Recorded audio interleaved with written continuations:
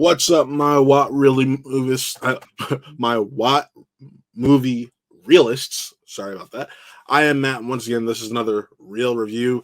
Second one of the day for you. If you missed the first one, I'll plug that real quick. That is none other than Transformers: Rise of the Beast. My full review for that is up on this channel now, so be sure to check that out. But we all know you're not here to talk about that movie. You're here to talk about The Flash. That's right. You want to know about The Flash.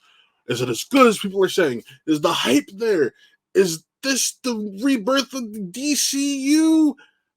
I don't have all those answers for you. I do have some of them.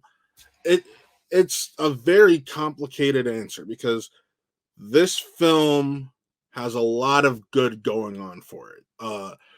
I know some people may hate me for saying this. I got to give them their props.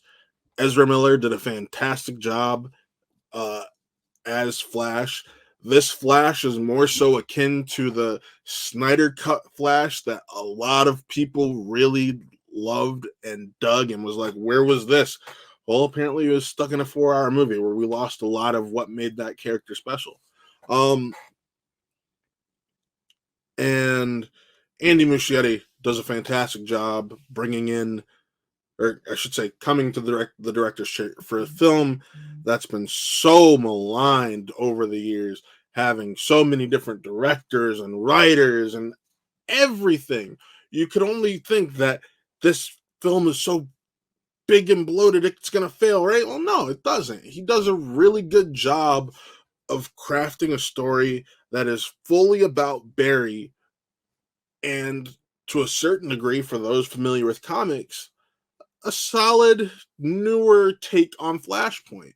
It's not the first time we've seen Flashpoint done in a form of media outside of a comic book. The Flash television show tried it for a 2-episode run in like its second or third season. It's been a while since I've watched that version of it.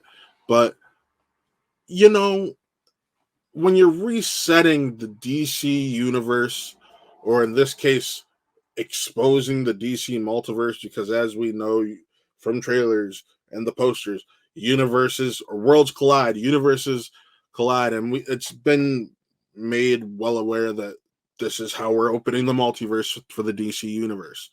So in that respect, the film succeeds. It's also a very strong return from Michael Keaton as Batman. Sasha Calle as Supergirl is really fun and cool, but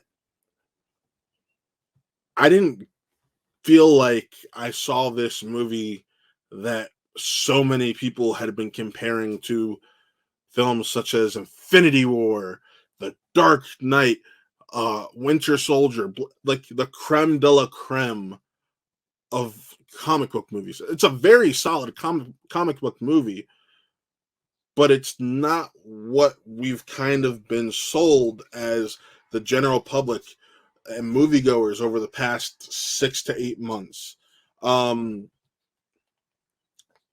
It's messy at points. The score is fun.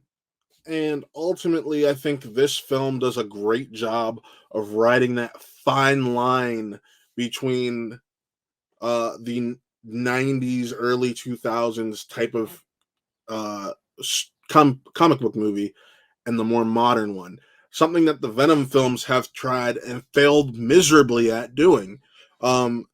This finds that balance that so many comic book fans have wanted, and that's part of what makes it such a fun ride that no matter whether you're a fan of Marvel or DC, you're gonna have a good time with. I just think outside of some really strong emotional moments and big surprises, the film itself kind of feels a little flat. Um, it's got really funny moments and that bring time travel jokes into it, and including some maybe one of our favorite time travel franchises as geeks. But it it doesn't really pop how you'd want it to. I'll also say, for those people wondering if it really brings the DC universe to this new James Gunn world, it's hard to answer because we get two things that I'm not going to go into detail about because you need to experience them for yourself. But it's kind of confusing where we kind of stand now. So I'm I'm excited tepidly. I guess is the best. I'm tentatively excited. There, it's a fun film. I guess the universe is kind of reset. Who knows? James Gunn, please. I hope in the near future with these new DC projects you clear that up some more. But overall, if I'm going to give this film a rating, so 3.75.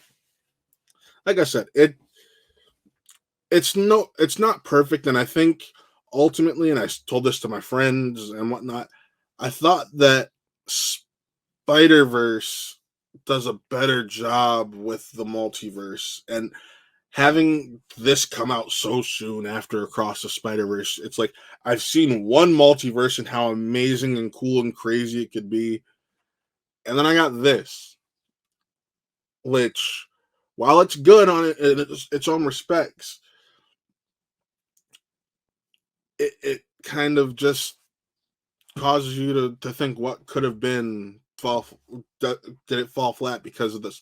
Are my expectations changed now because of experiencing these other multiverse films? So yeah, and like I said, it's some people are probably gonna love it. I just didn't feel after being built up and hyped up for months, and I've seen it twice, mind you. I saw this film twice. I saw it last week and last night. Um,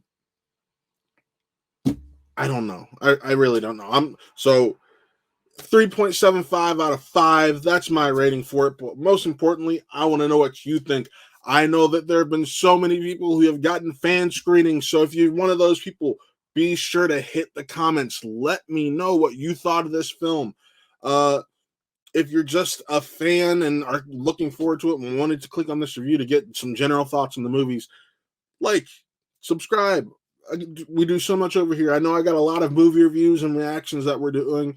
We're trying to get some podcasting back up and running, but also we have our gaming channel on Twitch, Watt Gaming, which is just us on Twitch. Oh, wrong thing. That's the second time I did.